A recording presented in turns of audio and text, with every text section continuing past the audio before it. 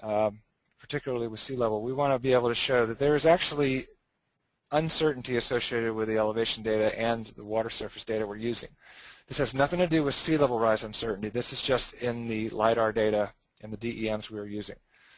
So what you see is that it's not just a line of inundation. It actually will be kind of a zone.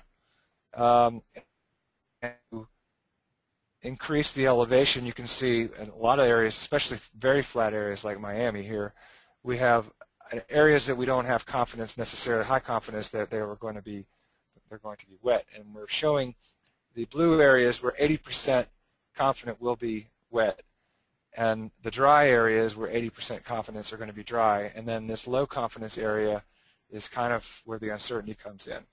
And that is basically because the LiDAR, as good as it is, especially in Florida, it's pretty good, but it doesn't get us, it only gets us down to about the 1 foot contour level.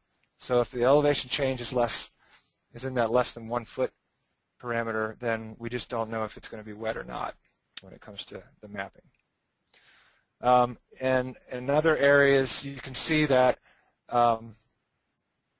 typically you'll start out when at the lower end of the flooding. Let me zoom in here. This is in Juno Beach. You have a lot more. They have a lot less certainty in the first couple of feet, but once you start getting up against higher slopes, the uncertainty window kind of goes away. This probably isn't the best example because it's so flat. But we are trying to indicate that, yeah, it's really not a line in the sand. It's more of a zone. So let's try to pay attention to, how accurate just the map, just the components of the elevation data are.